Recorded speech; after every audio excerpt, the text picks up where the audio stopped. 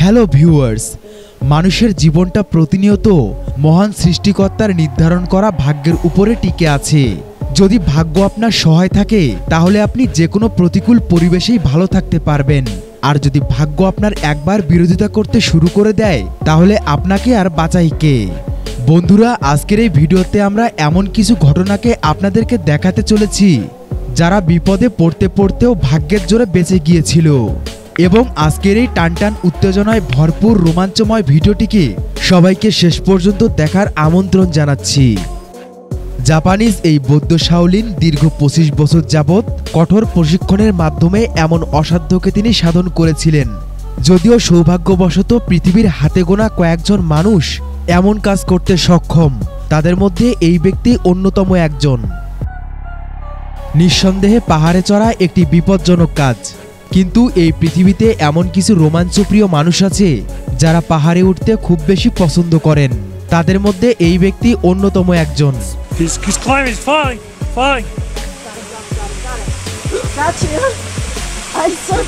কিন্তু একদিন তিনি পাহাড়ে উঠতে গিয়ে রীতিমতো ভাগ্যের জোরে তিনি প্রাণে বেঁচে গিয়েছিলেন। এই পর্বত আরোহী মাটি থেকে প্রায় ৩০০ ফুট উপরে ঝুলছিলেন, আর অতিমাত্রায় তুষারপাত হওয়ার কারণেই তার সঙ্গে এমন ঘটনা ঘটেছিল। মানুষ যেখানে গভীর সমুদ্রে গিয়েও মাছ খুঁজে পায় না, সেখানে এই ব্যক্তি বন্যার সময় বাড়ির পাশে জাল বিছিয়ে রেখেছিলেন, আর সেই জালে ধরা পড়েছিল এতগুলো মাছ। ছোটবেলাতে মাঝে মধ্যেই আমরা পেপারের সাহায্যে প্লেন তৈরি করে সেগুলো দিয়ে খেলা করতাম, আর এই ছেলেগুলোও এমন কাজ করছিল।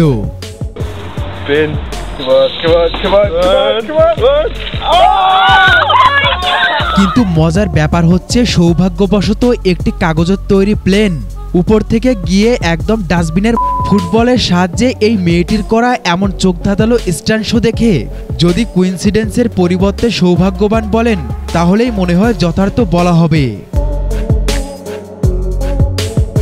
প্যারাশুটের সাহায্যে আকাশে ওড়ার সময় মাটি থেকে প্রায় ১০,০০০ ফুট উপরে একটি ঈগল পাখির সঙ্গে ধাক্কা লাগে,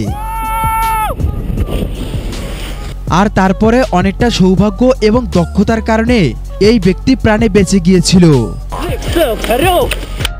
একজন মানুষের সঙ্গে একটু পরে কোথায় কখন কিভাবে কি ঘটবে তা পৃথিবীর কোনো মানুষ আগে থেকেই বুঝতে পারে না। এই যেমন ধরুন, গাড়িতে বসে থাকা অবস্থায় হঠাৎ করে বিশাল বড় একটি রাইনো গাড়ির দিকে ছুটে আসছিল, এবং এটিকে দেখে মনে হচ্ছিল যে সে মনে হয় এক নিমিষেই সবকিছুকে চুরমার করে ফেলবে। কিন্তু না, শেষ মুহূর্তে এসে সৌভাগ্যক্রমে ওই প্রাণীটি গাড়িটির কোনো ক্ষতি করেনি। চায়নার সবচাইতে একটি বহুল পরিচিত ব্রিজের নাম হচ্ছে গ্যাপ ব্রিজ। এটা মাটি থেকে প্রায় ৪৪০ ফুট উপরে অবস্থিত, এবং এই ব্রিজটির মাঝখানে কিছু কিছু অংশ ফাঁকা রয়েছে। মূলত সেটাই হচ্ছে এই ব্রিজটির প্রধান আকর্ষণ, এবং পৃথিবীর নানা প্রান্ত থেকে অনেক রোমাঞ্চপ্রিয় মানুষ এই ব্রিজটিতে হাঁটার জন্য আসেন। যদিও তাদের সবার পিছনে একটি করে সেফটি বেল্ট লাগানো থাকে, তারপরও এমন একটি স্থানে আসলে যে সবার হাত পা কাঁপাকাঁপি করতে শুরু করে দেবে সেটা একটি স্বাভাবিক ব্যাপার। হঠাৎ করে একদিন এক ব্যক্তি পিছনে সেফটিক বেল্ট লাগিয়ে গ্যাপ ব্রিজ পাড়ি দেওয়ার সময় তার সেফটিক বেল্টটি খুলে পড়ে, কিন্তু সৌভাগ্যবশত তার সেদিন কোনো ক্ষতি হয়নি। কিন্তু যদি দুর্ভাগ্যবশত তিনি সেখান থেকে পড়ে যেতেন তাহলে তার সঙ্গে কি ঘটতো হয়তোবা আপনারা সেটা এতক্ষণে বুঝতে পেরেছেন। এই পাইলট মনে হয় এমন স্ট্যান্ড শো করার মাধ্যমে সে তার ভাগ্যকে পরীক্ষা করে দেখেছিল।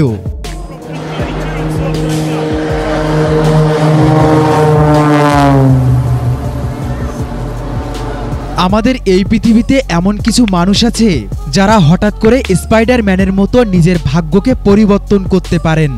যেমন এই বাস্কেটবল খেলোয়াড়ের বল বাস্কেটিং করার এমন দৃশ্য যে কাউকে অবাক করে ছাড়বে।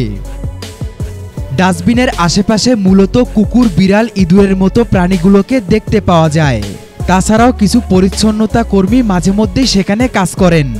হঠাৎ করে একদিন এক গল্ফ প্লেয়ার তার হারিয়ে যাওয়া গল্ফ বলকে খোঁজার জন্য ডাস্টবিনের কাছে যায়, কিন্তু দুর্ভাগ্যবশত সে সেখানে আটকা পড়ে। যদিও বিষয়টা অনেক মজাদার ছিল, কিন্তু অপরদিকে ওই ব্যক্তিকে যদি সঠিক সময়ে রেস্কিউ না করা যায় তাহলে তার সঙ্গে ঘটতে পারে এক বিপজ্জনক ঘটনা। যদিও সেখানে উপস্থিত থাকা কিছু মানুষ তার মাথায় ভেসলিন লাগিয়ে পিচ্ছিল করে সে যাত্রায় তাকে বিপদমুক্ত করতে সক্ষম হয়েছিল।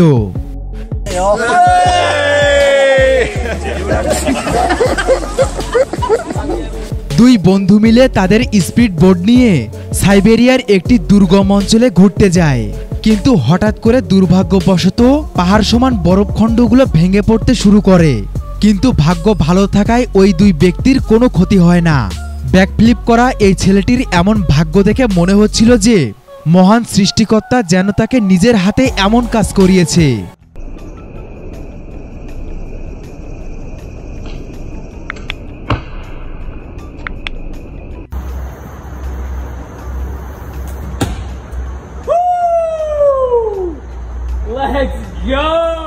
মাঝে মধ্যে প্রবল বন্যার কারণে অনেক কিছু তলিয়ে যায়, যেমন এই মেয়েটি বন্যার অতিরিক্ত পানির কারণে গাড়ি চালিয়ে যাওয়ার সময় ভুল করে একটি খাদের মধ্যে পড়ে যায় এবং সে কোনো সাঁতারও জানত না।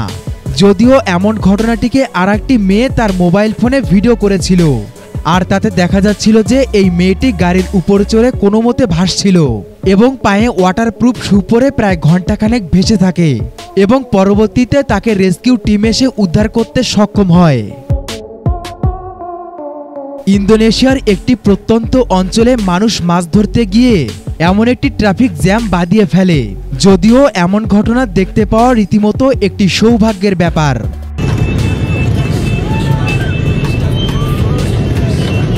প্রকৃতির কোথায় কি লুকিয়ে আছে তা আমরা কেউ জানি না। তার মধ্যে মরুভূমি অন্যতম একটি স্থান। মরুভূমিতে চলার সময় এই গাড়িটির এমন ব্রেক করার কৌশল দেখে মনে হচ্ছিল যে সামনের দিকের ওই মানুষটি কতই না ভাগ্যবান, তা না হলে এমন ঘটনা থেকে কেউ বেঁচে ফিরতে পারে না।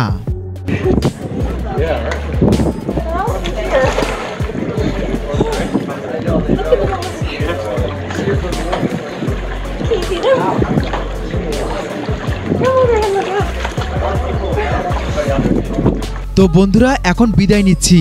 ভিডিওটি ভালো লেগে থাকলে লাইক, কমেন্ট, শেয়ার করুন এবং পরবর্তী ভিডিওগুলো দেখার জন্য চ্যানেলটিকে সাবস্ক্রাইব করে পাশের বেল আইকনটিতে ক্লিক করুন। তো ভালো থাকবেন সবাই, ধন্যবাদ।